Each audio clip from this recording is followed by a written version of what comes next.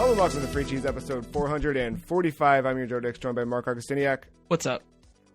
Matt Sellner. Hello. Free Cheese is a weekly video game podcast about video games brought to you once a week by thefreecheese.com. This week, it's all about Telenet's Valis 3. We'll talk a bit about the game. We will figure out the next round of the bracket breakdown for video games' greatest sidekicks.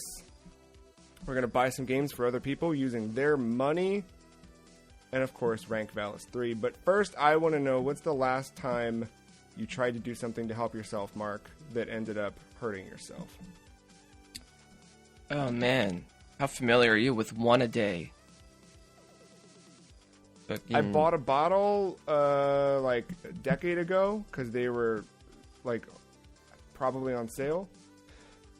And I think that they sat in some cabinet in our apartment until both the men's and women's versions expired.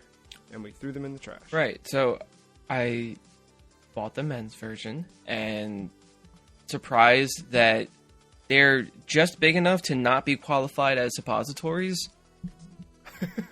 Right? Those pills are huge. And I bought them like a while ago, but they expire around this time next year in 2023. So I was like, okay, they're still good. And I keep forgetting to take them.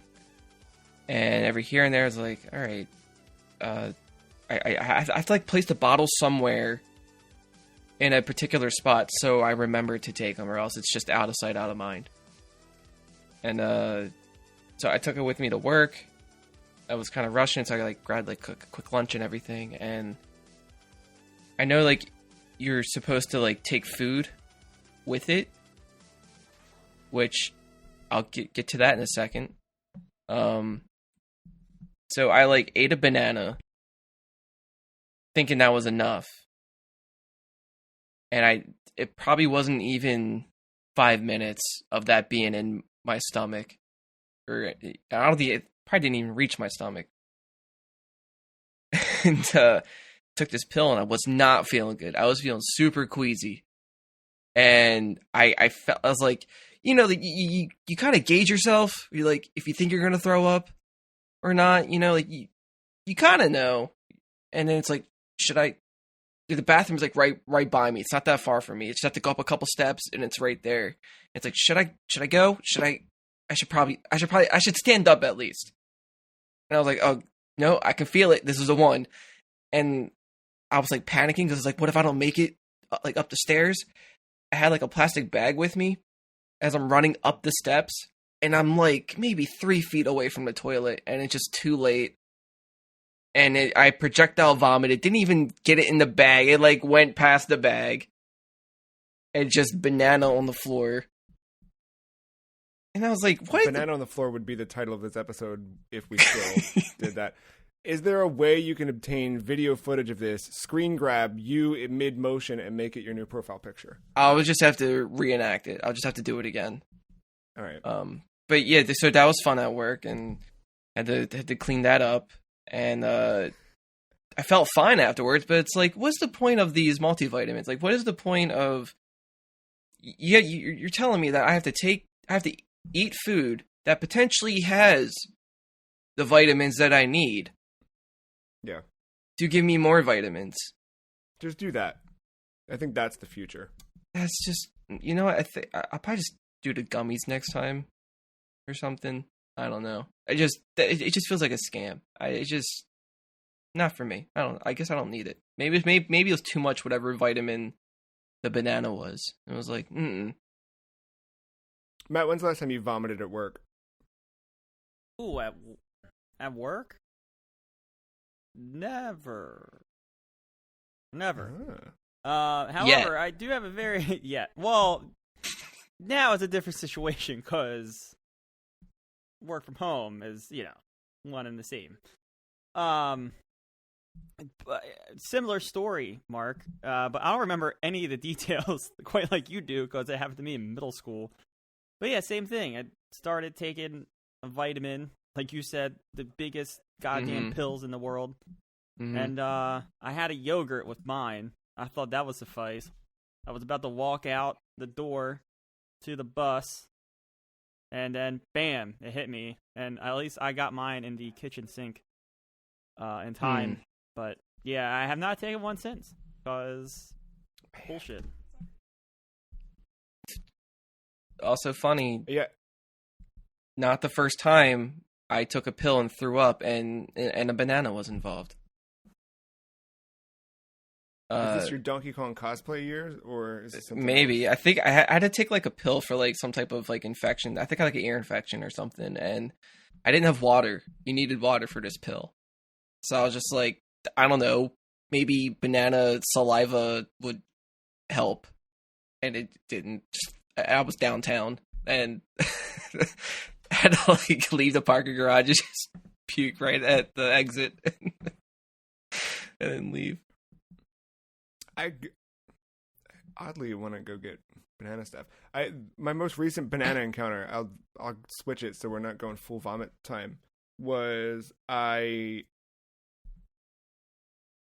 made banana simple syrup to put into coffee. But the recipe, you needed like 7 bananas to yield like, I don't know, half a bottle of simple. It was gone in like, 2 days maybe. Like, it did not last long. I don't think I've ever heard of banana syrup. It turns out, Mark, you can make simple syrup out of basically anything. You want chocolate simple syrup? Got it. You want starfish simple syrup? Got it.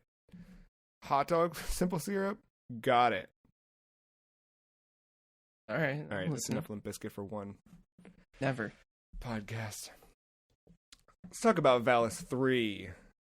First released September 7th, 1990. For the PC Engine in Japan, it would later come to America via the TurboGrafx CD and the Genesis. There's also a Japanese Mega Drive version. This is the third in a trilogy and kind of completes the story of Valis. You ready for the box art? Back of the box. Oh boy. Description here. It's a long one. Oh? It has been long since Yuko raised the mighty sword Valis in a heroic struggle to restore peace to her homeland. Now a new and more terrible threat has arisen. Ramses? Never knew how to pronounce that when I was playing the game, by the way. Evil lord of the spirit world has invaded the ancient dream world of Vacanti. He has vowed the destruction of all who live there and on Earth to capture those worlds for his own domain once again. Sorry, punctuation on this is all over the place. To capture those worlds for his own domain, period. Once again, Yuko must unleash the fury of Valis in mortal combat to save her people. But this time she won't be alone. Vernal, Yuko's twin and princess of Vicanti, joins the battle. Char, whose father was murdered by Ramses, fights to exact her revenge. But will even they be enough to overcome the heinous forces of Ramses and foil his secret plot to capture Valis and rule the universe? The fate is in your hands. If I went just by the description on the back of the box, I would never play this game because that sounds like the most boring, long, drawn-out description. It sounds like an RPG. It does, but it's fully not an RPG. It's kind of like a Castlevania clone in a way. Yeah. I guess, okay. We'll probably revisit this question later on, but I want to know if you had to tell someone what Valis was without them ever knowing, what would you say this game is? 3 specifically, I guess, because this is the one we played. Matt? An action platformer that's hard as nails. It is the Dark Souls of platforming, of action platformers. Mm-hmm. Yeah, it's like a pseudo, like Castlevania 3 kind of game. That is, yeah, it's a little stiff. But when it works, it works. Yeah, I think action platformer just hits the nail. I think the stiff part is it's a good call out, but it's also because it does stand out, right? Like when you play it, it feels bad to play sometimes, and it's tough to move, it's tough to whatever. And I think there's a lot of like intention behind your actions if you're going to do well, which is the same as a Castlevania or Castlevania 3, but it's also the same with a lot of those contemporary platformers at the time, even ones that were not meant to be, because you're on the offense the whole time through this game. There's a lot of action, or rather just platformers from the day that were just passive, right? Like you need to avoid enemies. You maybe will jump on one's head, but it's not, offense is not the, key driving force of that, where this, it's fully like move forward and attack. And your attacks have to be very deliberate as well, because Yuko's sword, you can strike if you're close enough. You can strike with the sword, but really it's about whatever wave pattern is flying out of the front of the sword, right? Like there's like a magic element to it. Right. And it's like that, it's like there's some distance, but it's like it almost feels just not enough. You know what I mean? Yeah. And then and like you had this sword meter at the top that you can extend, so I guess that makes it like stronger, I'm assuming. Not exactly further. But you feel it though. Like when you get those power-ups and they stay, like you do feel pretty badass when you're just like one hit or like two hit killing things. Yeah, and that in combination with because I've played through it a couple times now, like my first exposure to this was probably just what is on a PC engine and then clicking through things and whatever, or it was on somebody's top 100 PC engine games list, so you try it out because why not? And now at this point I've played through it and I've revisited it. I've tried to play it with different characters. I've tried different whatever.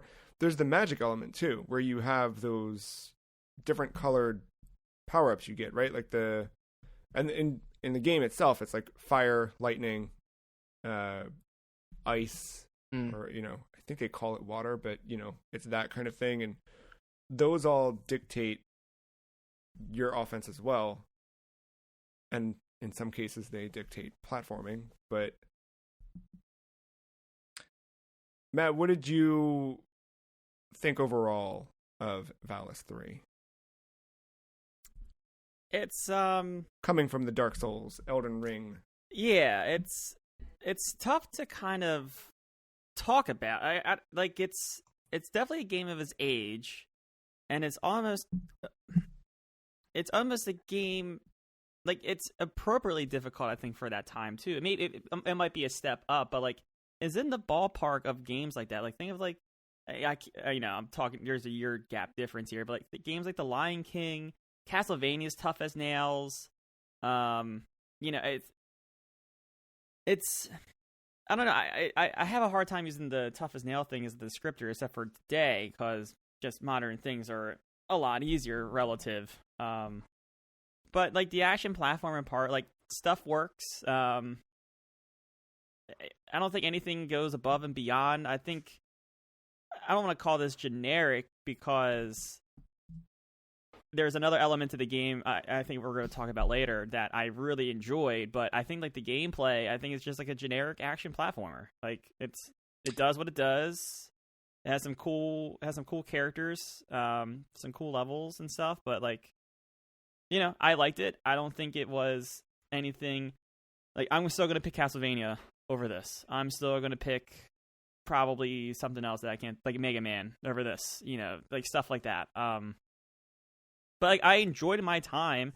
Thankfully, I played it on Switch with the rewind button. But without that rewind button, I don't know how much I'm enjoying my time, to be completely honest. But yeah, with the rewind button and getting through it, no, I enjoy my time. But it's, like I said, it's not doing anything that gameplay wise that's standing out for me.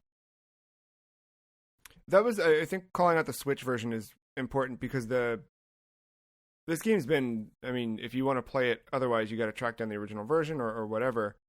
But the rights holders put it out recently on Switch last year. They did a crowdfunding campaign in Japan, released it in Japan on Switch as a collection. And it's really just the 3 games. I kind of wish the actual bundle was a bit more, I don't know, like they put different versions of the manuals. They kind of do, but like I don't know. I'd want to see a little bit more of like a collection. It's really just kind of 3 ROM dumps on a $40 thing, which whatever. But you're right. I think the rewind function makes this approachable today. I do think there's some value to, and I kind of, maybe we'll get this later on in the year. We've got a shooter on the list, like an old school shooter. Maybe we'll get it there. But I do think there's value in these games or these types of games, playing them and approaching them like they are a Dark Souls, right? Where and Mark, you kind of did that because you played the Genesis version and you did not have the rewind function, right? No, I did not. But so you got to go a little Dark Souls on it and just repeat. Yeah, like it's not really that punishing, I feel. Like, yeah, you do have to start a level over once you lose all your lives, but like you get some pretty, like, you do get some decent chances at trying to amend and keep going forward with it.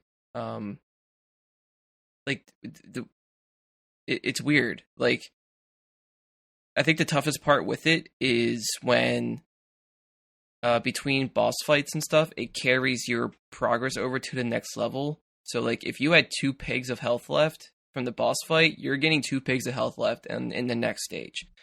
There's no reset. So it's like that's tough.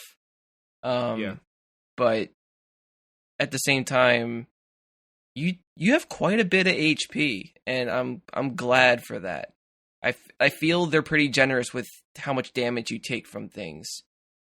But I think the trade-off might be how crazy that could be all at once. Like if you're taking a bunch of hits at once, like that will rack up pretty quickly. But I think that's where like the platforming bit kind of comes in, or if you can like do like a slide or like jump with things. If you're like trying to platform your way up, if you're super jumping, was everyone super jumping? Did you know about? So I forgot about it until you mentioned it, and I had to go back and play it and see like, can I do that? And yes. Because some of the power ups you get are just out of reach, right? Like they're that high up that you've got to leap up and get it, but you can't always reach them. Even, you know what I mean, with the super jump. Yeah. Sometimes you need the homing magic. Trying to figure out the controls was probably another element for me with this game. It was like, how do you switch between characters? Oh, you gotta like hold a direction and A. Okay, and then like the super jump, like everything was by accident. Like pulling off magic. I see her do like a little pose, but then like nothing shoots out, and it's like, did I not collect something?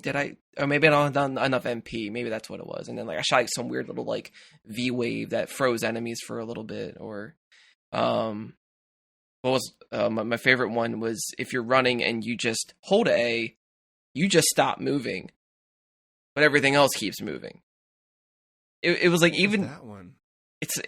I think it's just a weird glitch or thing, like placeholder if you don't have something, or like if it's a part of the game where you can't switch between your partners, like a section. Even the very beginning of the game where you're just in the PJs going like just running through the rooftops. If you just like hold A down for some reason, like you just freeze. It's like I thought I was pausing the game with the A button. And I was like, that's weird because start advances the dialogue, but A was pausing the game. It should be the other way around. But turns out I wasn't pausing the game. I was just pausing me. I ran into that was a little weird on. Huh? I ran into that freezing thing too. It was only the one fight. It was only one boss fight. It wasn't. It was the bell. It was the bell fight where you had to keep ringing the bell. The enemies spawned at the bottom. I kept getting it there. I just thought it was a bug in that boss fight or something like that. I feel like you're supposed to have like some type of item or thing, and maybe that is how it, but because we don't have it or whatever thing, it does that, and I don't know. It's weird. You see, just like Dark Souls, these games lend themselves to replayability and exploring different options and build types. This is like the anime of Dark Souls. Yeah, I want to talk about that element too. I know Matt hinted at it before. Did you find yourself? No. Did you find yourself switching between the characters at all? Yeah. Absolutely not. I mean, like, the main character, like, she's cool. Like, she's pretty good all around. Yeah. The one with the whip, Yeah. I played as her just for like a little bit, but I feel like I couldn't tell if the whip had a better reach than the sword with the beam. I wasn't too sure. They felt kind of samey to me. I think it's like just maybe like, I don't know, 8 pixels wider or something, but Yeah. it's not much. But I wanted the mage to be like my character. Like I wanted, and then like and for listeners, like I'm not sure if Castlevania 3 does it like this, but in Valis 3, you all share the same health bar. Yeah, Castlevania 3 does not. That's actually like a great saving grace in that game where you actually... I know that the American version of that game is more difficult. It's one of those rare instances. So maybe the American Castlevania 3, No, I think you have separate health bars even in that. But yeah. And then the trade-off with that is that whatever power-ups you pick up applies to all your characters. Yeah, which that's so nice. When I had the mage, and when you first get her, she's just shooting out like these 2 little like blue, like circular things that just they shoot far, but again, they just don't hit the enemies when you need them to. You have to get like a little more like too close for comfort. Yeah. But when you're powered up, not only do they shoot further, but there's one that kind of goes up too. I was like, all right, this is kind of cool. This is like some like shmup abilities on this character. So I like the uniqueness of her. She was my favorite. Yeah, I feel like they did have, like, they all did feel very different. Because it very, like, one of them could have been a reskin of the other, but they, like, took time to make them intentionally different from one another. One thing you mentioned was the pajama scene at the beginning. The chase across the rooftop that just culminates in the leap of faith. You catch the sword, you transform, and then you fly up into the sky. Yeah.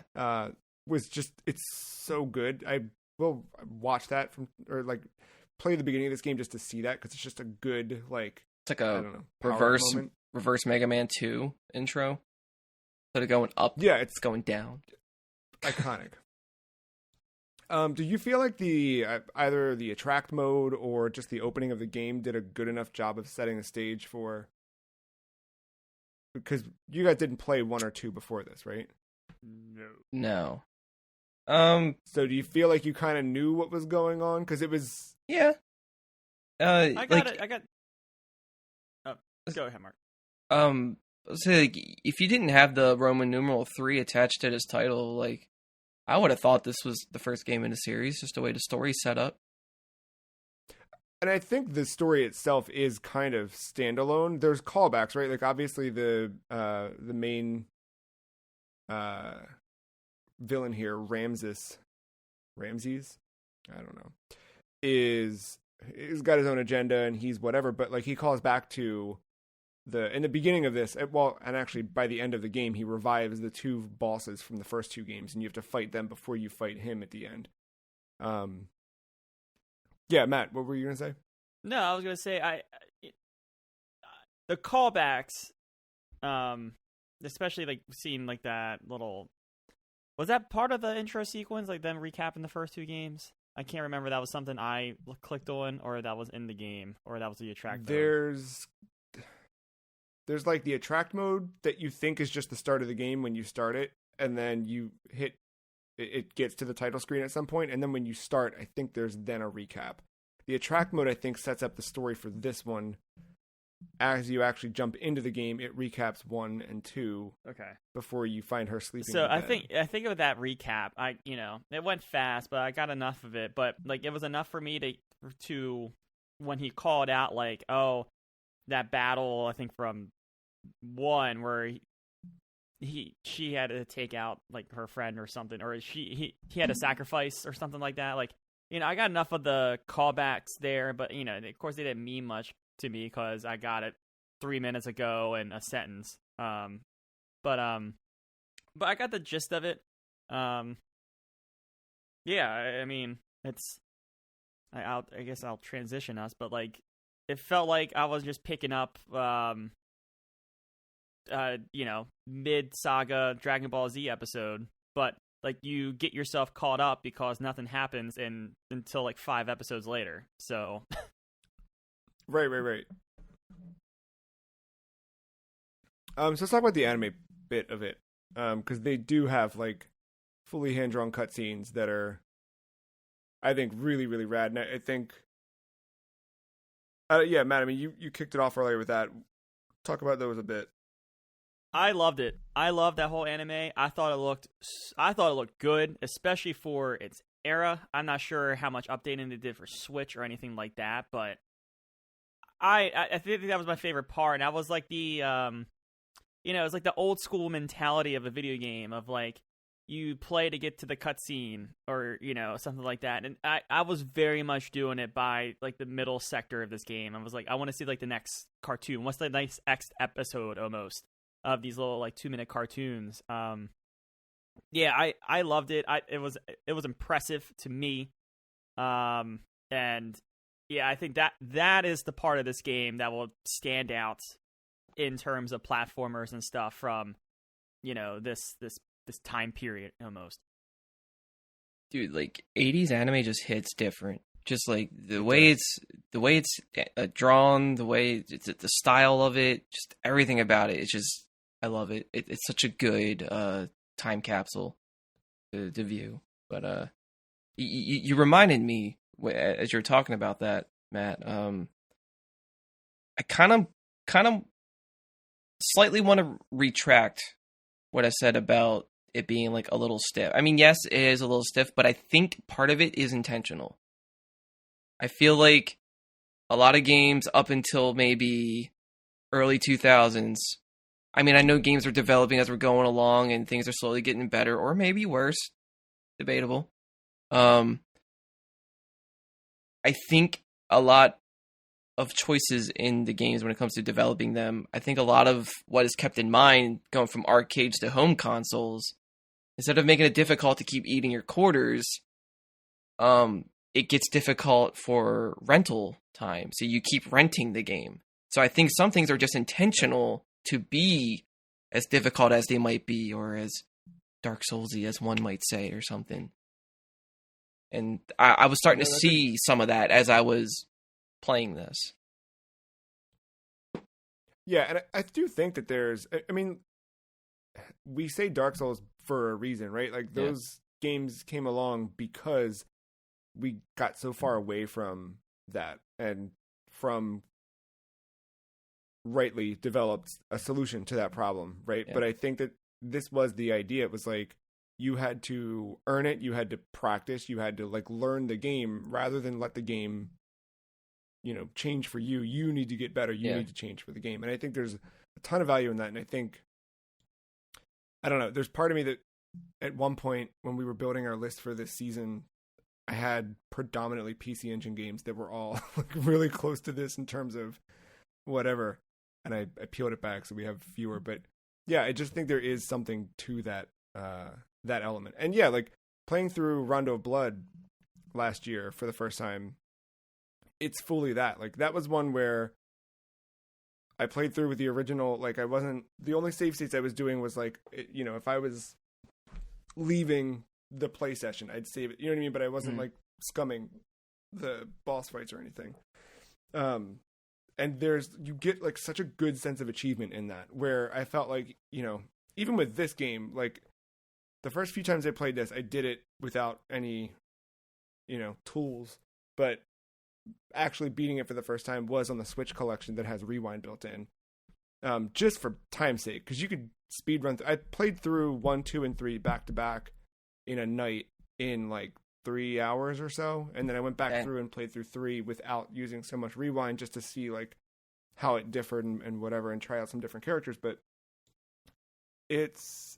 you do get, just like Dark Souls, right, or any of those other ones, like you get that sense of like overcome, like death is part of it. You're supposed to die so you can learn to do better. And like I hadn't played the Genesis version until last night. I jumped in and played it, and like there's a thing in the first stage, not the pajama stage, but the actual first proper stage.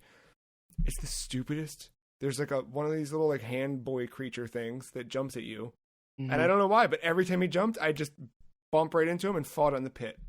over Yeah. and over and over. The and knockback. I don't know why. And I knew, like, just hit him, or like wait for him to jump and then hit and then jump. I wouldn't do it. I just kept jumping right into him and falling to my death every time.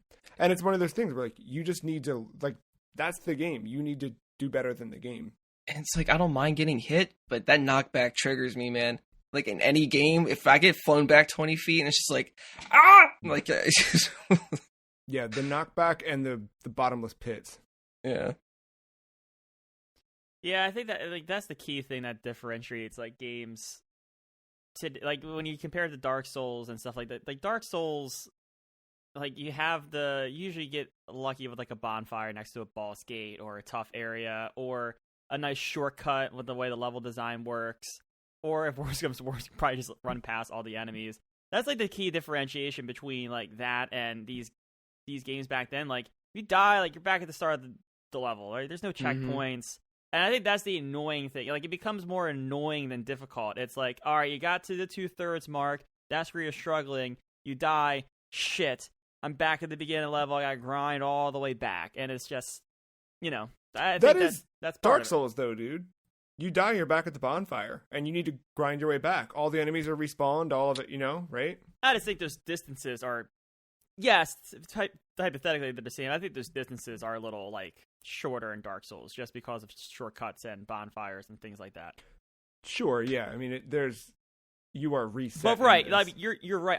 But what I'm saying is, I think like that first 2/3 that you have mastered is far longer in Valis than in something like, especially Elden Ring is very forgiving, I have to say. But like Dark Souls or whatever. I mean, say my piece. I love the anime. Gameplay is, it's good. I'm not, nothing wrong with it. It's. I have fun. But yeah, no, that anime is gonna stick with me, and I think that like I want to see the story now because of that anime, and that was probably what's gonna make me go back eventually to 1 and 2, just to see what they offer. That was my next question: is will you guys explore the other games in the series at this point? I think I'll invest in that collection because I kind of forgot that existed. It's good. It went on sale not too long ago. I think I caught the end of that when I bought it. It was like it was like $10 off, so it'll likely go up again and hit sale. And then, I mean, do we know if there's an anime of this? I don't know. This property's had some turmoil over the years, but it did have the 2 games before it. I also recommend if someone is like curious of these after hearing us talk about it, and you're binging it and looking up to see what this game is. I think it's worth looking at the PC 88 versions of these, specifically 1 and 2, because the art is just incredible. And that was where it was originally released on the home computer. And they're wild and weird and different, but still, I think, incredibly evocative and big and bold. The music's really great. I think the anime stuff, that whole art style really shines with the PC 88 kind of art style. But yeah, 1 and 2, especially there, they feel a little bit more stiff to play than on PC Engine or any of the other subsequent releases. There's also, there's Valis 4, which was on PC Engine, and there's a Super Nintendo port, which that Super Nintendo version, Super Valis 4, has been on the Switch Online collection for a good long while now.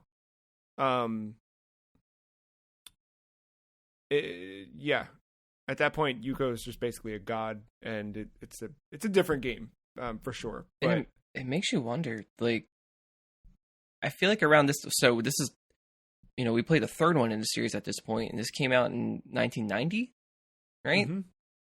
I feel like that, so 1 and 2, obviously earlier.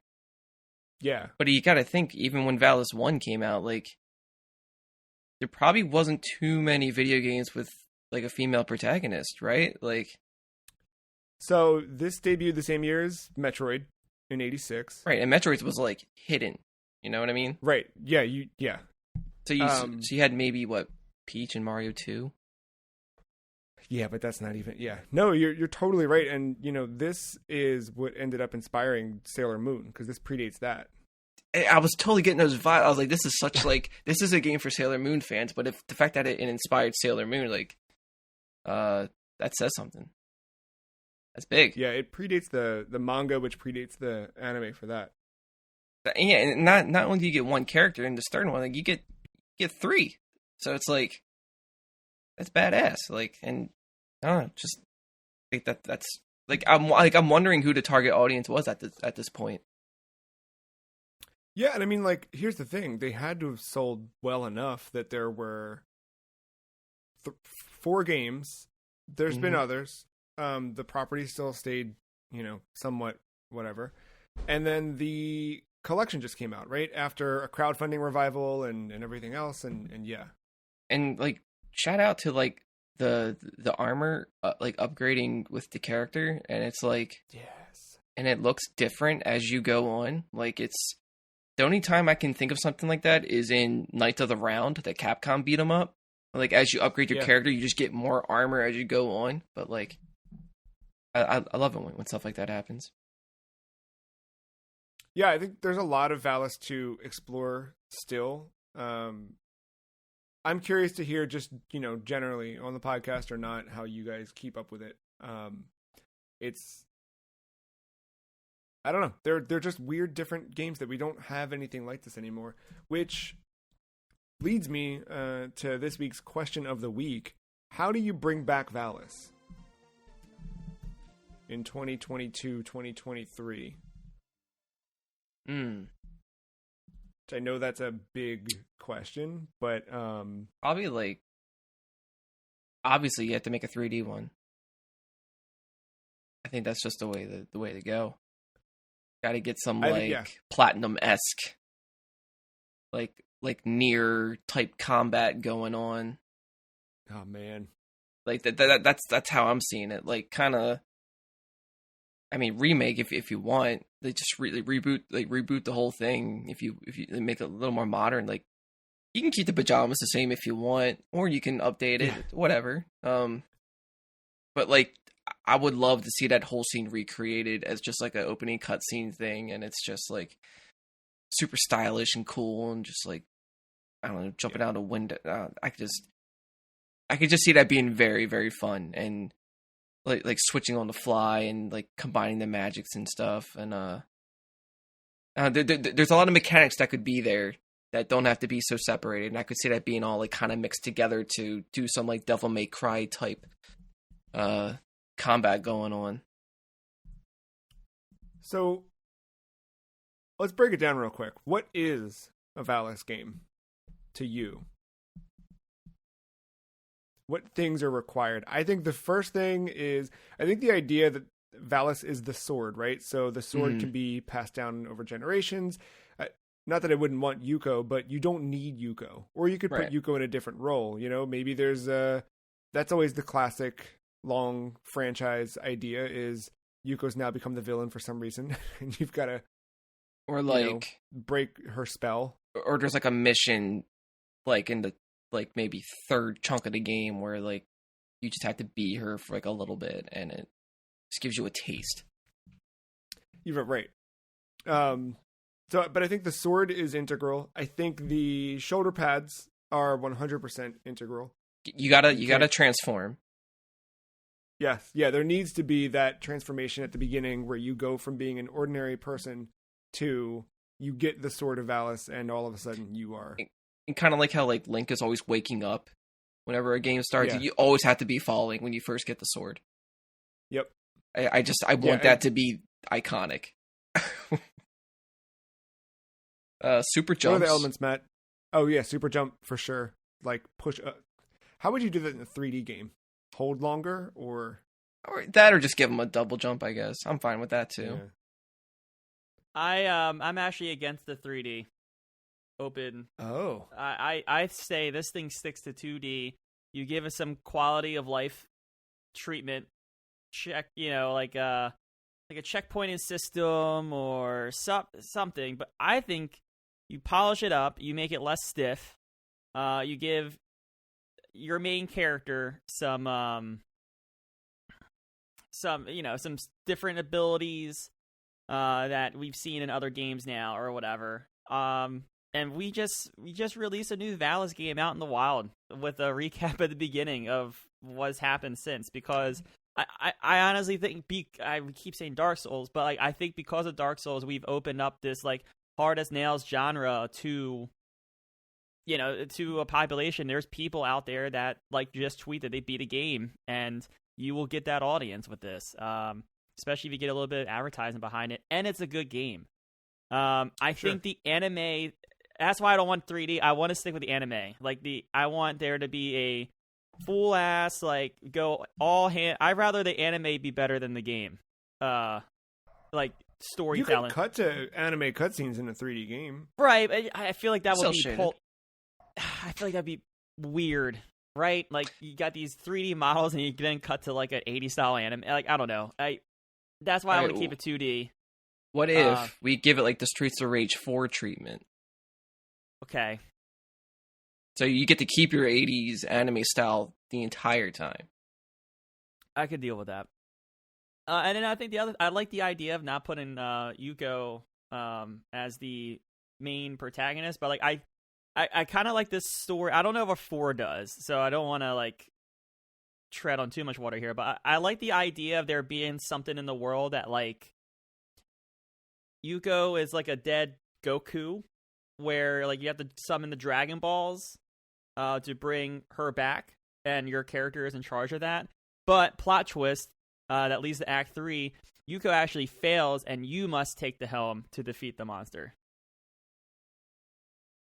Yeah, you could do some fun things like that. You could play into the anime tropes, and there could be an interesting thing here. Is there anything else like from this that we're missing in terms of like what I think the magic part of it, right? Like in the short range like projectile stuff, right? Like that every single one of these games has always had that, where like you feel like you should be doing more than you are, but this is what you're limited to, right? Like everything's just out of reach, that kind of thing. It is a better beam though than Zelda 2's beam. I will say that. Yeah, it is. Zelda's 2 beam is just a dinky little boop, like just a little pixel. When Valis, you have like a whole wave in front of you going forward, like cover more ground. Yeah.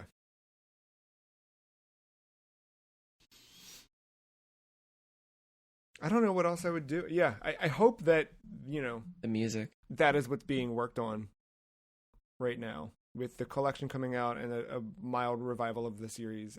I would love it if we got another one of these. I think that there's some games that do it a little bit already. Like I think Bloodstained Ritual of the Night has a bit of Valis. Like it's certainly not Valis, but the fact, like the different weapon varieties you have in that game and the choices you can make with what weapons you're using. I think that I don't think Miriam can wear shoulder pads though. You know what? I would oddly recommend that Record of Lotus War game, that Deedlit Labyrinth, whatever. Yeah, no, I agree. That's got a lot of. They share some vibes. I mean, that's an 80s anime thing, just kind of based off of a Dungeons and Dragons game that they all played. I don't get too far into suggestions, just in case a topic comes up later on. But playing this reminded me of my greatest game feat ever, and I think it's going to stick that way for forever. Super Empire Strikes Back, beating that game, with all the different, because at different points you're required to be the different characters. Now, Super Return of the Jedi lets you pick the character at the start. That was kind of a big change there. But messing with the different weapons, stuff like the gun versus the lightsaber when you're Luke. Yeah. I think the other people have some other different things you can switch to. But yeah, I don't know. It's just tough, challenging, enemies being thrown at you almost kind of for no reason, left and right. And then just kind of utilizing platforming and your weapons to get through the level. But yeah, no, it just reminded me of that gameplay experience as a child, and I know how frustrated that was. You think I got bad at games now? You should have seen me at the ripe age of like 12 or something. So yeah.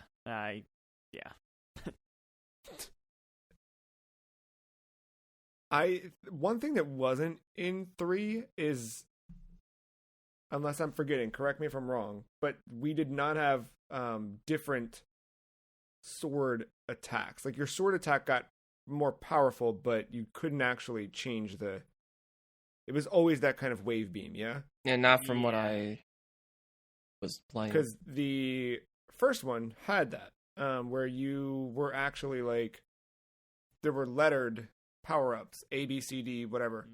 And as you'd pick them up, it would change. So like you would have the wave like we've got in this one, but you'd also have kind of like green balls that would just kind of like, you'd swing a sword and like 2 green balls would fall out and like kind of bounce at the enemy. You had these homing arrows that would go depending on the other thing. So I think something like that, like being able to choose what, much like a shoot 'em up, you could choose what kind of power up you have at your disposal attached to the sword. I think that could be interesting. And you got to have the boatman. You got to have Oh my god. someone who seems like a friend that immediately attacks you and wants you to pay with your life for your journey, right? I thought the game was getting awkward for a second when he was just slowing down. I'm like, are we just having a long cutscene here to get to this castle? Oh, okay. Got it. Fight time. Good twist, though. Very good twist. Yeah. It's time we move into who would win in a fight. This month we are looking at video games' greatest sidekicks. And we've now seen all of the sidekicks, so it's time to start narrowing down the bracket. Oh boy. Good thing I don't remember who I declared as a winner last week already. I think I'm going to factor this time around who's actually good at kicking people in the sides. Who's good at breaking ribs. ribs. Might have to, because this bracket's going to get kind of tricky. Yeah, who can open a door and kick at the same time? Who can kick open a door now? Like, that's what we're... Drop kick specifically. I guess sidekick. Roundhouse.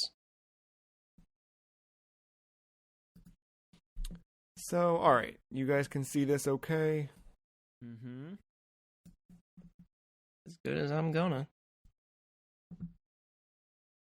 We should be able to get through a good chunk of this, I think. Maybe we'll do 2 layers of brackets. I don't know. We'll see. I'm trying to think about, we've only got 1 more week of March left, so let's see here. Our first matchup for the week, Matthew and Mark Few. Luigi versus Kazooie. I'm just gonna say Luigi. Right off the bat. Right off the bat. Matt, any objection? You think Yeah, Kazooie I could think- take down the old... I was thinking Kazooie in the sidekick, almost necessity kind of way. I would say Alright, I see, Mario. okay. Mario's kind of does his thing. I know Sure. Luigi goes and bails him out from a mansion. Mhm. We have, he's one of those characters that has a side game where he rescues the main hero. We've established a theme with that in this bracket. But, I mean, Banjo doesn't make it without Kazooie. How familiar are you with the Mario and Luigi series? There's a ton of... I can't keep track of all the 35,000 Mario series. Which line of games is this? This is the turn-based action RPG series where, like, it kind of plays like Super Mario RPG where you have to, like, do timed, like, inputs for all your moves. Like, kind of like quick time events, basically. Mm-hmm.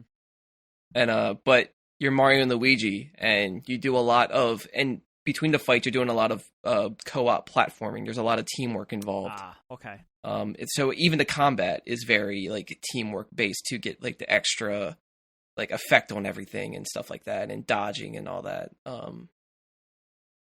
But I think that goes above and beyond what Banjo and Kazooie can do.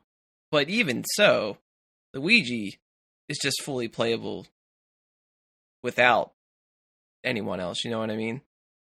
So I think that's also a notch above Kazooie in my eyes.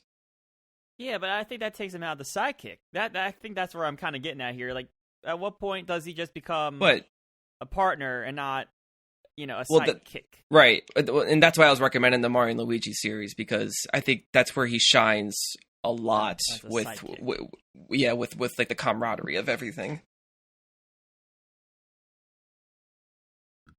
And he's not. Mark convinced you, Matt. And he's not forced into a backpack. I mean, I'm not. No, yeah, we can go with Luigi here. You think Luigi? I'm not gonna fight this further, especially because I've never played a Banjo-Kazooie game. So, heck, that bird. That bird just gives you sass the whole time. What else is a sidekick for, though, than sassing you? Luigi's just getting bigger, man. All right. Our next matchup is Trico from The Last Guardian and Mei Ling from Metal Gear Solid. Trico. You think? Whoa. Was not expecting you to say that. Alright. Mei Ling saves the game. That's essentially all she does in one. Oh my god, are you kidding, dude? She gives you helpful proverbs and life tips along the way. She makes you feel great about yourself. She makes you feel great about humanity. She makes you believe in the future. And some might say she makes you fall in love. And you're going to reduce her down to just a save game. That is her function. ML, you're solid one. I know we just got rid of Kazooie, but Trico has a cloaca. So that's a notch up. Just play the game. Requires me to play that game now. That's far down the list. Sorry, Mark. No, I feel like I gotta play the other ones first. I mean, Trico obviously is a center point, right? I don't think Mei Ling is probably that focused on. No. But I feel like Mei Ling has the longevity. Look, I will agree that Trico's probably the better sidekick. I just did not want to shortchange Mei Ling with Matt's reductive view of the character. Reductive and incorrect, I should say. Jesus Christ. And I don't know anything about Mei Ling still. You know what I mean? I'm trying to be as fair as possible. But So, I mean, like I said, Mei Ling becomes a little bit more important in 4. Right. But it takes 4 games to get there. Fell into that situation instead of being, I don't know. It was just a happen You're chance. talking plot. I'm talking heart. Okay. Trico. Trico is plot and heart. All right. Otacon's on this list, right? Is he on the other side? I think so. Otacon. All right, we're gonna have more of a talk with Otacon. All right, next up, we've got Garrus from Mass Effect and 9S, a.k.a. Nines, ya boy, from Nier Automata. I'm just... 9S. Nines, yeah. 9S. Yeah, it has to be, right? I'm sorry, back Garrus. to that argument where, again, kind of brief spoilers for Nier Automata, he becomes so good that he must be killed. Yeah. Oof. Tails. Next God on the damn list. it, dude. This is the worst goddamn bracket lineup for Tails just to keep going. Tails, Nishiki man. from the Yakuza series and Tails from Sonic the Hedgehog. I wish I knew Nishiki better, but Tails is, we said before, it's a pure definition. I think it's one of the best examples you can, when you think of sidekick. It still holds true. Yeah. Look at him. I know. He'll get killed next week. Time will tell. Our next pairing on the right side of the bracket, we've got Midna from The Legend of Zelda Twilight Princess versus the Sword Familiar from Castlevania Symphony of the Night. Midna. Sorry, Joe. I think it's Midna. No, I think it's mid as well. Again, you the can Sword play Familiar that. is great. You can play that game with any other familiar. Yeah, but not every other familiar goes, what? Correct. Sure. Yeah, like if Again, we were optional. going just by sound bites, I would go with the sword. Yeah. Well, okay, but Midna has a better song. I mean, that's fine, but it doesn't have that. Our next lineup, Sully from Uncharted and Paula from Earthbound. Sorry, Sully. I remember what I said last week now. Yeah. Paula. Moving down our right side, we've got Gladio, or Gladiolus, as he's known by his mother in Final Fantasy 15, and Nana from Ice Climber. Sorry, Nana. You gotta go. You gotta make room for that mullet. Yeah. There's not enough power. I mean, Matt, any objection knowing what you know about Gladio? I mean, my argument with Nana is like the ice climbers need each other. Once they don't have one another, that is a whole different ball game there. Yeah, I don't remember no episode Nana, but I sure as heck remember playing all by myself. No. And our last of the right side here, we've got Tifa from Final Fantasy VII and Otakon from Metal Gear Solid. Well, one's an anime convention, Correct. and the other is anime. So, Can you really have the convention without the anime? strangely, yes. Yeah, I guess you're right.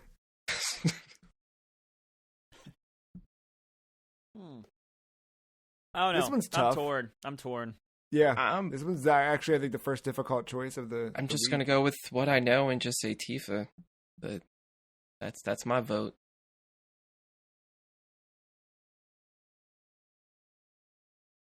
I mean, she beats ass. Like, Yeah, but Otacon supplies a lot of the equipment that lets dude, she applies Snake 2/5 Solid of Snake equipment. eat ass.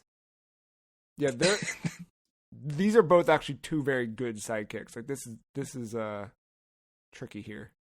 She fucking uppercuts monsters 20 times her size. Otacon just Correct. fries. I don't know. Otacon has That's saved that's Snake's rude. life in I that don't, franchise. I don't know anything about him. Otacon has saved lives in that, He's Snake's just- life specifically, like at least 3 times. Oh, only 3? At least. And then he's also saved countless other lives in events in Metal Gear Solid 2.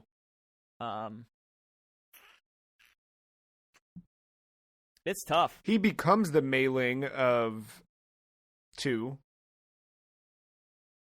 In terms of if we're reducing him to just a save state, and he starts not for reading you long. proverbs. Does he have like a cool headquarters? Does he have like a secret pinball machine you hit to go down to like a basement in a bar? I think his whole thing is about having secrets and headquarters and stuff, but I mean, no, not as cool as all- Seventh Heaven. all of Metal Gear Solid 1. Well, all right, okay. Seventh Heaven exists for like 2 hours in Final Fantasy VII. Then that thing is gone. 2 hours in Obliterated. heaven. 2. And I think you're in it for 2 cutscenes in the original game. Is there a romance option with Otacon? Can you take him to a golden saucer? I mean, no. He might take you. You take someone to the Golden Saucer.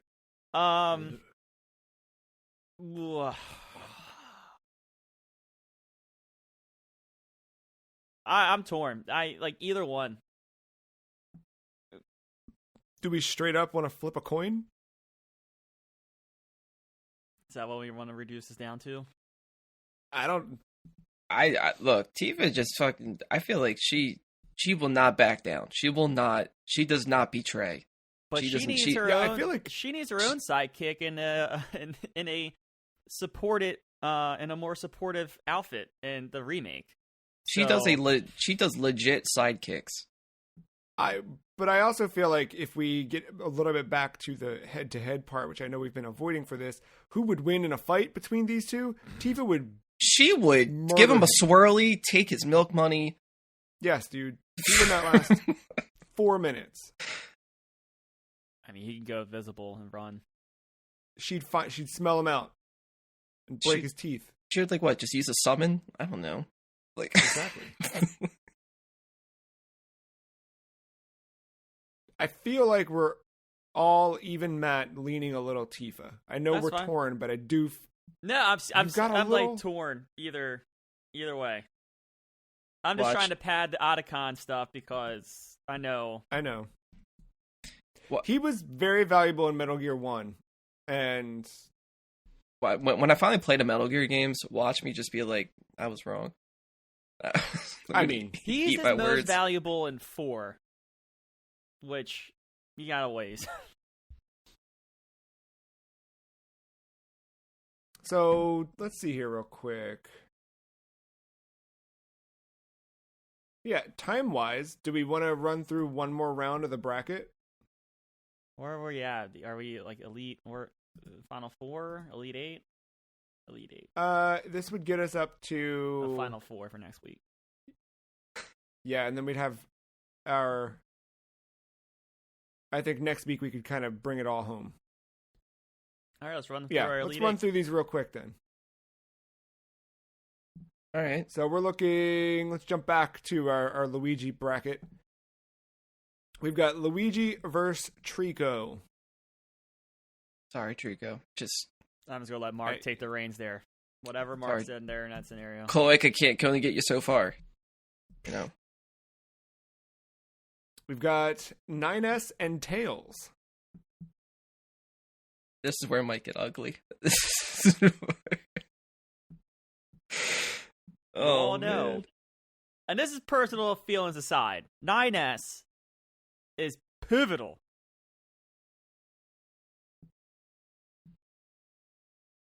Again, becomes so powerful that he must be destroyed.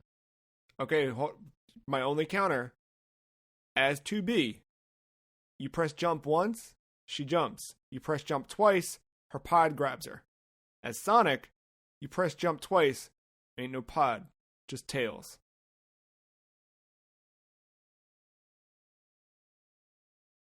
I still think it's 9S though. Yeah, but as the second player in a co-op Sonic, you just get dragged along the screen for 95% of it. Well, that sounds like little brother syndrome coming back to... But in other games, Sonic can't fly, and half the time his dumbass is just out there in space or in the skies, just fighting stuff and without a plan of means of escape. He's not thinking it through. He's always falling, and who's always there to save him? Flaws. Who's always there to save him? Even if it's not Tails' own hands grabbing him, it's that plane, that tornado. Is just... True. An extension of Tails. I don't think that's a bad sidekick. I think it's a bad hero. Right. So, and no murder is involved. He doesn't have to be killed. Because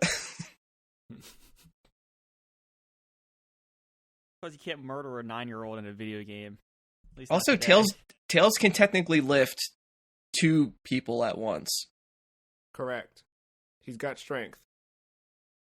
He has some unhidden... I mean, not unhidden. He has hidden strength. 9S doesn't need to do anything with humans because they're all gone. Also, hack his way around. Tails is obviously a tech guy, right? And even his own Game Gear spinoff, he used nothing but his own little inventions to go throughout the game. You can also just chuck bombs if you want to for some reason, but you have remote control stuff. Who's to say Tails couldn't just hack 9S? You know, who's to say? Quite the opposite, dude. I feel like 9S would sooner hack Tails. Tails isn't a robot. His machinery. Any of the stuff he would be utilizing, right? He could be flying his plane. 9S hacks the plane, makes it crash. All right, can he hack a Chaos Emerald? Can he hack 7? Ooh. I mean, Tails can acquire that. Depending on which ending you go for. All right, what are we thinking? Final call. Probably 9S. I really want Tails, but I'll accept. It 9S. doesn't matter. I know who's winning this bracket, but 9S is my vote here. No. Yeah, I So definitely I'm the lack deal breaker? the Yeah. I'm fine either way. I just wanted to give 9S some shit. My vote's been cast. All right. Midna and Paula. Paula. Midna of Twilight Princess. Not even, Say it again? Paula. Not even discussing this. I have to. I haven't even played it, but But you know. You just know. a lot of these games I haven't played, sadly, or All you finished. gotta do is just setting up a prayer a few times. That's all. Yeah. Now we've got 2 Final Fantasy partners here. Gladiolus and Tifa. Of the 2. Tifa. Really? You know, she don't need no weapon. She's born with them. Know what I mean? Like, Yeah, look at the back of his neck, dude. He's born with it. yeah, Oh, she's never mind, she's he gonna be doesn't drive. pulling on it. Yeah, no, I think it's Tifa, and it's more of the emotional support here with the sidekick part of it. Ooh, but who was there when Noctis' dad died, you know? All the boys, all of them, not just Not him. like Gladio, dude. Gladio was there to hold him, protect him, keep him safe. Well, keep here's him the warm. thing: unless you watch Kingsglaive, that 2-second snippet of film really sent the emotional impact towards the player real fast. So, you know, unless you invested that time that Kingsglaive, like one of us did over here, you got none of that emotional impact. I watched it, but I don't remember a thing of it. Oh, it's so good. Yeah. You should watch it again, please. All right. Tifa it is. We've got our final 4 between Luigi, Paula, 9S, and Tifa. Come back next week and see how they all fare. Or just to see how Now- fast we crown a winner. One, I don't know. One of the two. Yeah.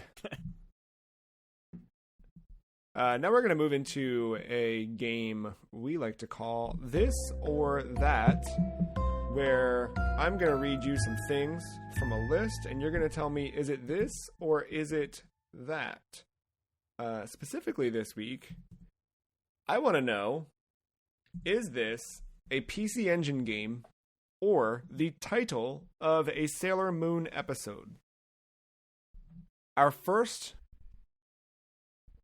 either PC Engine game or Sailor Moon episode title. Burning Angels.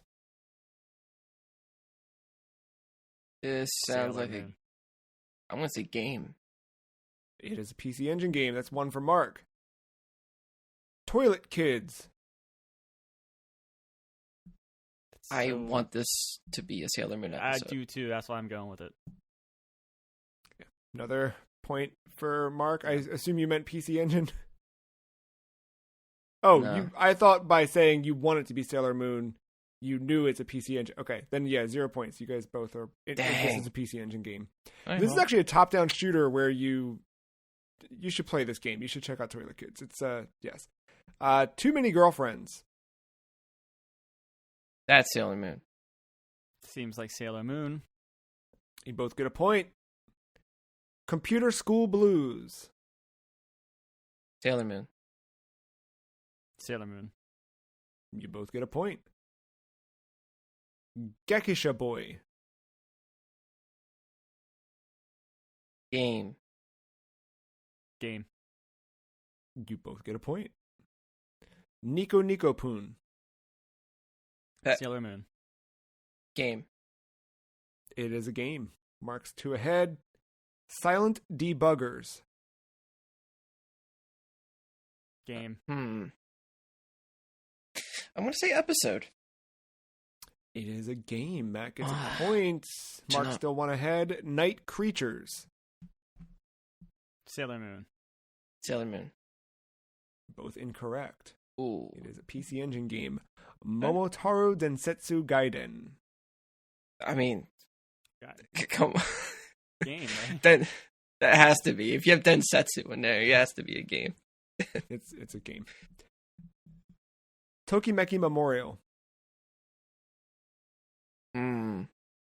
Could be a game. Could be a Japanese episode title.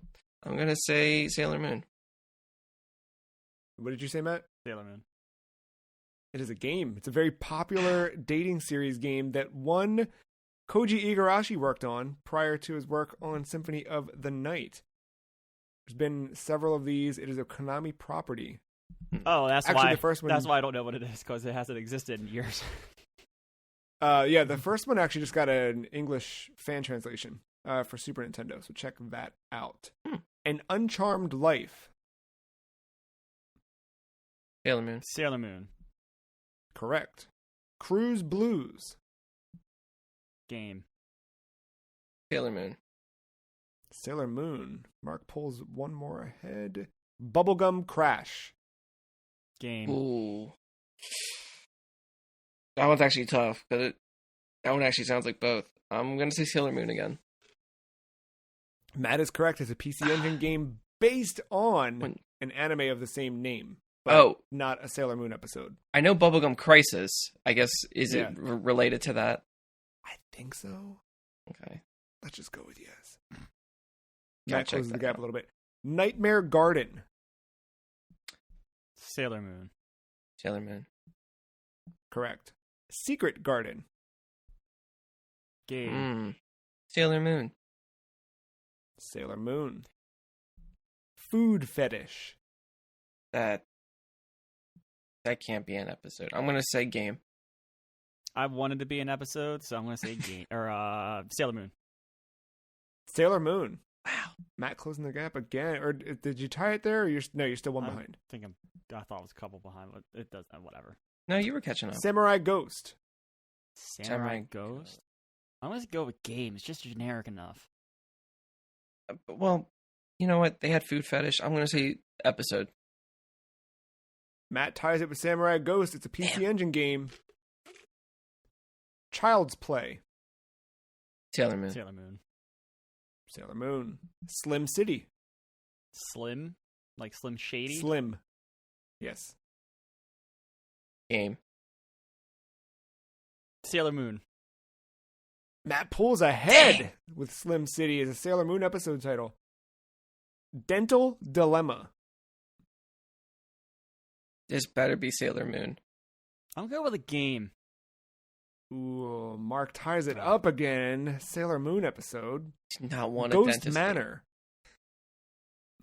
Ghost. I'm going to say game. Sailor Moon. It's a game. Kitty Chaos.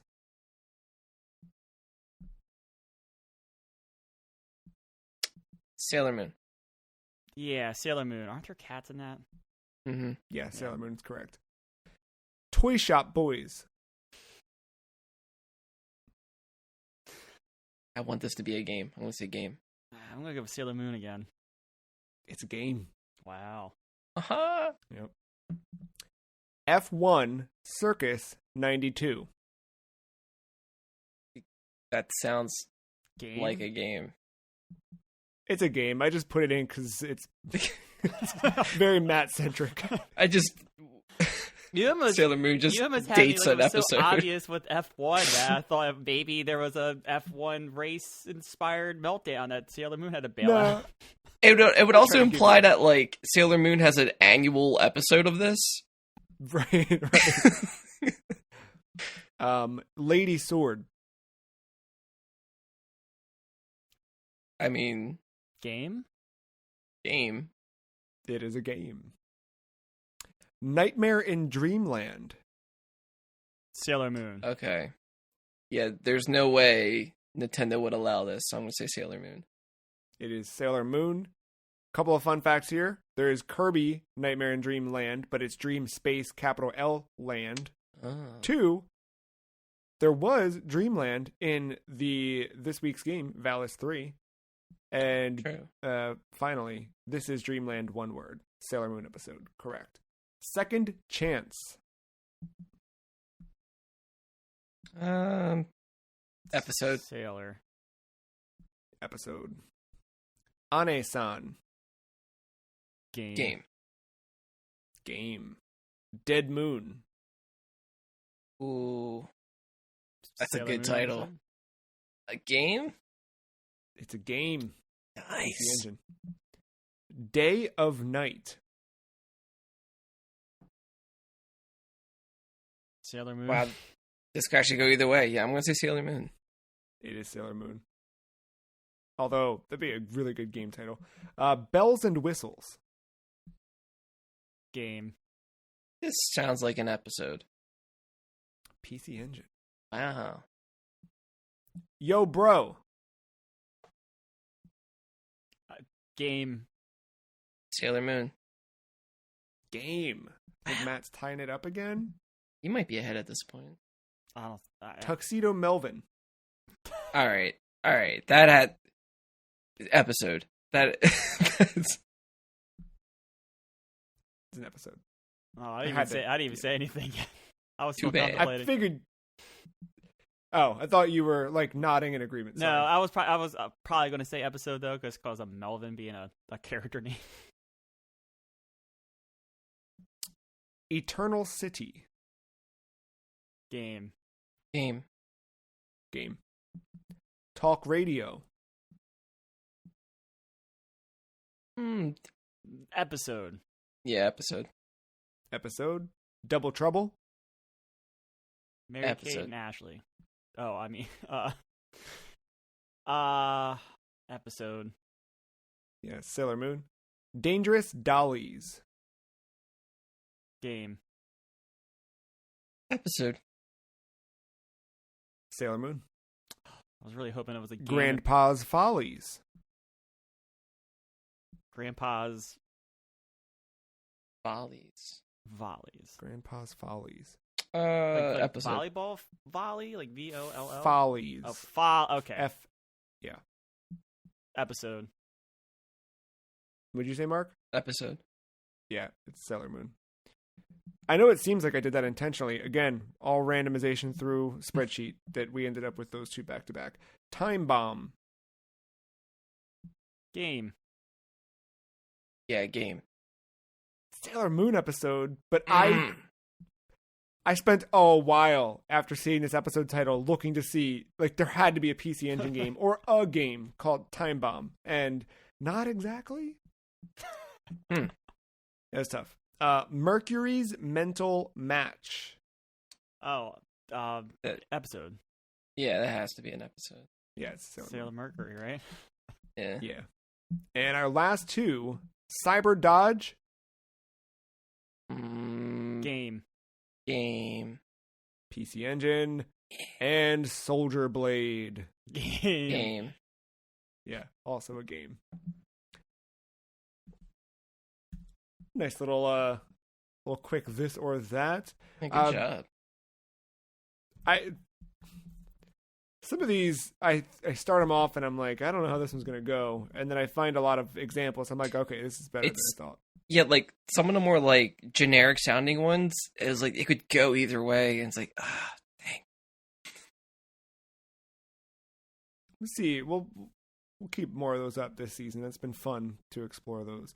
We're going to take a few minutes and shop for somebody else. We've got a couple of scenarios here that we're going to see if we can help some folks out with some game purchases or things to play. Excited for this week's episode, Daryl played through Valis 3 and loved the ability to switch between playable characters. He replayed the game, seeing how far with each of the characters he could get without needing to switch. He's looking for more games that have multiple playable characters that feel unique.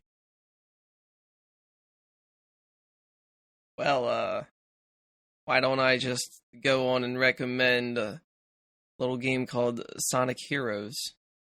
Oh. Because not only do you have a team of 3 and you switch between them, but each team plays a little differently, because what it doesn't tell you essentially is that each team is basically a difficulty setting for the game. So like, and it can be pretty brutal at parts depending on who you pick. So it's like, you might have a favorite character who might be on the hardest difficulty setting. It's like, well, too bad. That's the only way you're going to be able to enjoy that character. But, hey, if you want variety, there it is. Those are what, like PS2, GameCube, and Xbox, all three. and Xbox. Final Fantasy X. Ooh. That game lets you switch out party members in most fights. There's obviously scripted ones for boss battles and stuff, but lets you switch out party members at any point during a battle. Also, because of the greatest character leveling system in the world called the Sphere Grid, you can make these characters as unique as you want. Obviously, they start in a certain spot. You say wait? No, it's a good point. Oh, sorry. Yeah, I mean, yes, they start in a certain spot and will each have their own, like, of course, Lulu's going to be your black mage, Yuna's going to be your white mage, but, like, the Sphere Grid, you broke them out, and then Yuna's hitting people as hard as Auron does. So, yeah, Final Fantasy X. Characters are unique from the start. You can make them as unique as you want. I'm going to go with, I mentioned Bloodstained Ritual of the Night earlier, but I'm going to go with Bloodstained Curse of the Moon and Curse of the Moon 2. And actually, this is a reminder for myself to go play Curse of the Moon 2. Because I never finished it. But in each game, you got 4 uniquely different playable characters. And it's got that old school Castlevania 3 difficulty curve, intentional platforming and action. I think that makes the cut. Our next scenario, Sheila wants more girls with shoulder pads. What do you got? Girls with shoulder pads?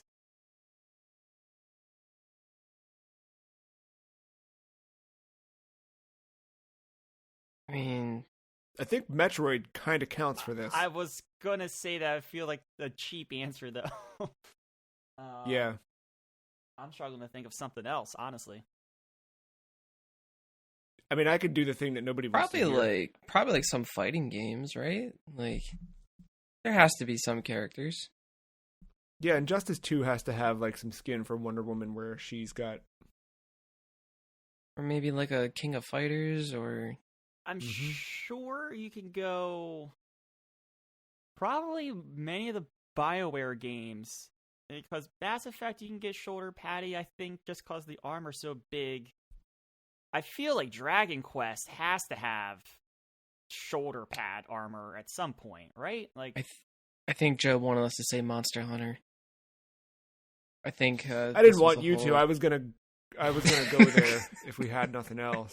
No, I mean, like, most role-playing games, especially I would say like the fantasy ones, will probably get you there.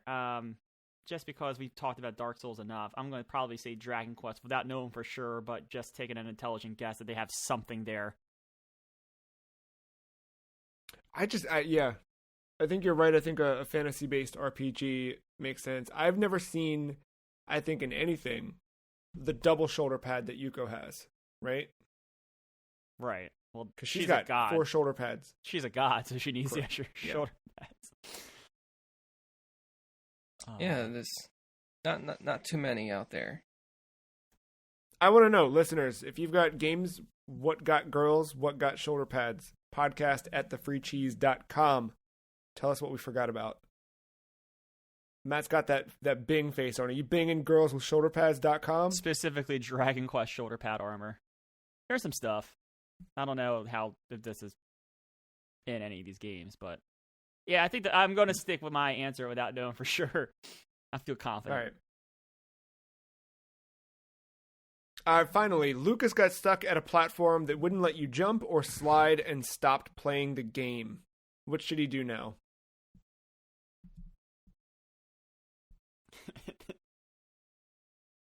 Mark, did that happen in the Genesis version? So that was when I discovered the super jump.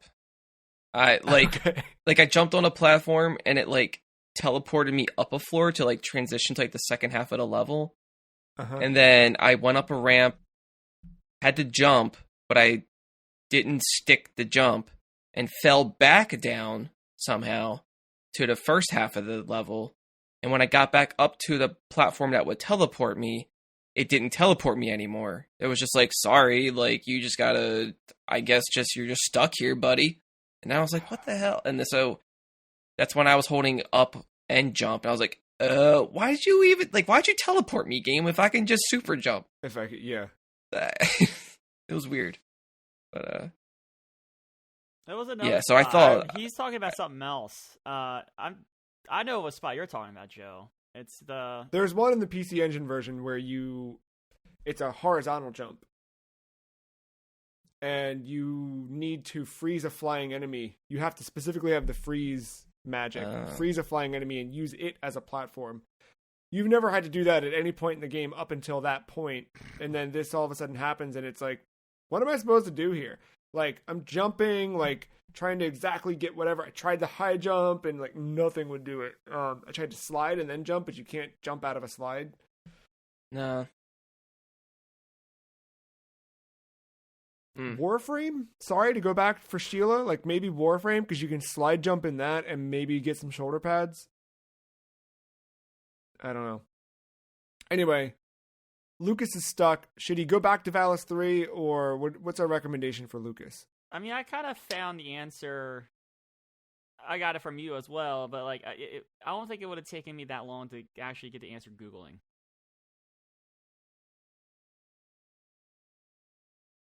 Find it a walkthrough. I say go back to Valis 1. Oh, you do that. I guess. Good.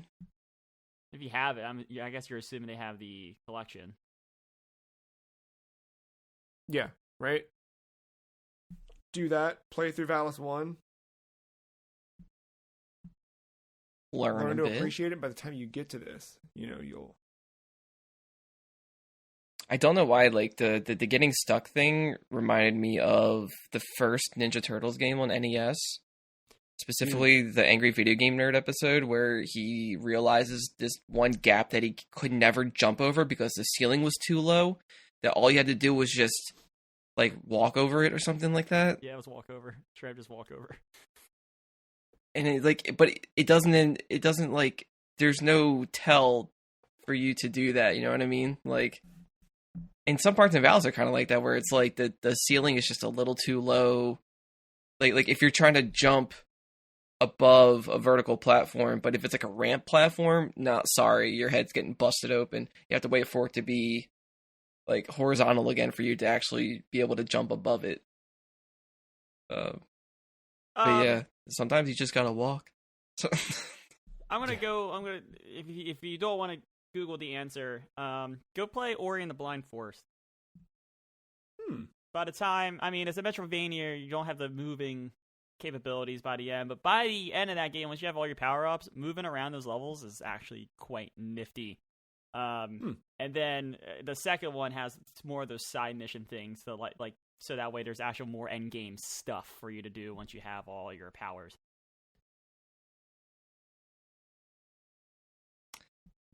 Yeah, I mean, because it's a Metroidvania. God, it made me think of like Aria of Sorrow, Dawn of Sorrow, whatever. When you can, or I guess Symphony of the Night, right? Where you can just like turn to a bat. Yeah, I was That's just like the thinking, best way to get around. platforming. Yeah.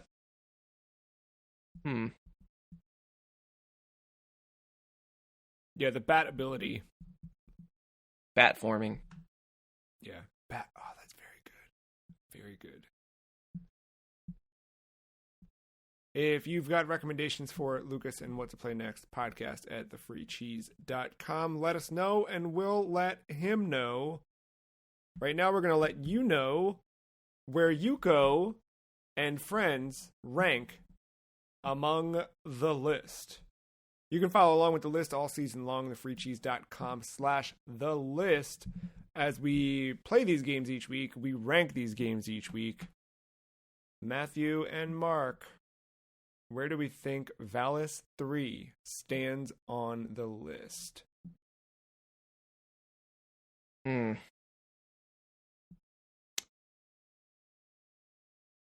Man. This is one of those ones where I feel like if we put it at a certain spot, it should go up 2 more spots. But if we put it like there's an argument for it not to be in that spot where it doesn't go up 2 more spots. I actually like I don't even have like usually I have like a vibe of some kind of like where it might be generally. I don't even have that. I've got a gut reaction, and then I've thought about it reaction. Okay, you gotta give them both. My gut reaction was the new number 6, below the Minish Cap and above ESPN football. My think about it reaction is above Minish Cap, below SSX Tricky.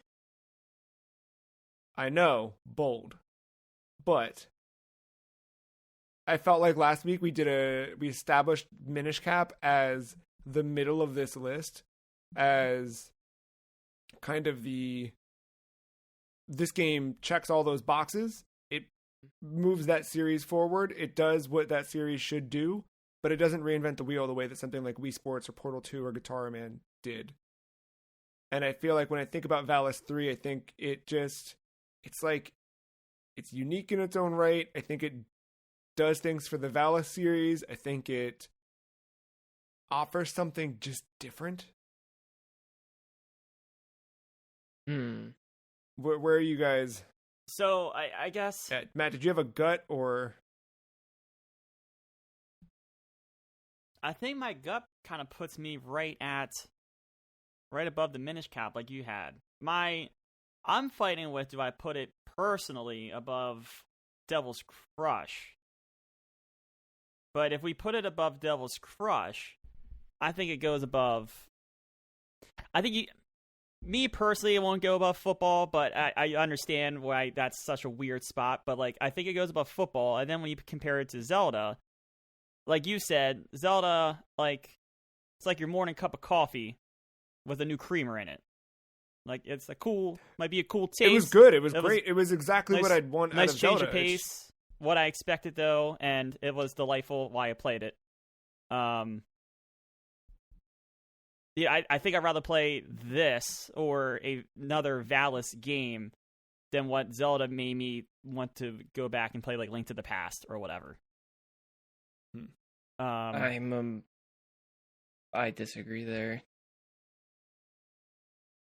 It's that anime, dude. Maybe that I don't. Anime, I enjoyed the 15 minutes of anime I got from that game for playing it for 3 hours or whatever, however long it took me to play. I just think don't like. The difficult thing is that Zelda is very good. This is just so different that it's making me like. I think because it's we know Zelda at this point. I think that's working against it mentally. That I don't think it's fair to Zelda. I think controls shouldn't be an obstacle, and I think you got to dock some points off for that. My only counter to that is. And it's not it's not intuitive on telling you on like holding a direction and hitting a button like does different things. Like you got to figure that out for yourself. And then it's like at times when you're not even trying to do it. I just don't think that's good design. My only counter to that, I mean, I played the PC Engine version via Switch, and they did have the manuals right there for quick reference, like right in the start menu. I know that's a different experience, and that's true. I mean, that is the era of the time, right? Where like we did have to use manuals kind of for everything. I mean, God, if you're saying that now, you should may as well punish our game next week because none of that stuff's in. No, that's a valid point. That's a valid. There's a whole point. system that's just in the manual that's never really like discussed in full detail. Yeah, I don't know. I guess I convinced myself to put it at least at 6. I'm just not big. Yeah. I think I've just come to this conclusion. I'm just not a big Zelda person, and I try, and I just can't get myself into one religiously. I think that's where we're at with me. So that's why I have no problem putting this above Zelda, but also I understand if this goes below Zelda. I'm not Not offended by that. Yeah, decision like I at said, all. my gut is between Zelda and football. Yeah. When I think about it, I feel like I can convince myself that it goes above Minish Cap, but I'm okay if Minish Cap still sits there. Yeah, I'm either. I just looked. Yeah, I go ahead. mean, no, I'm saying, I think I'm generally around the same area. I think it's either like,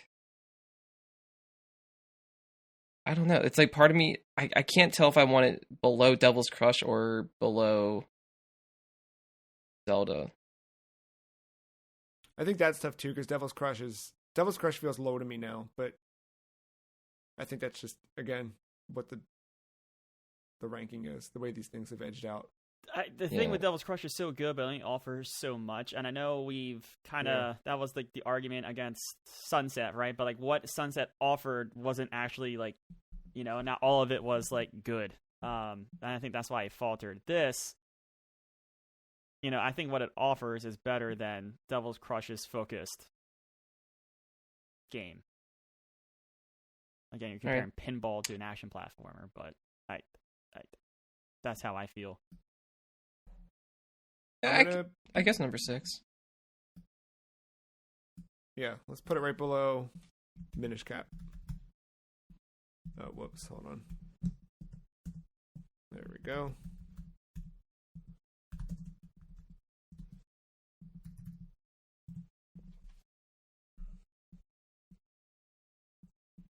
I think that works.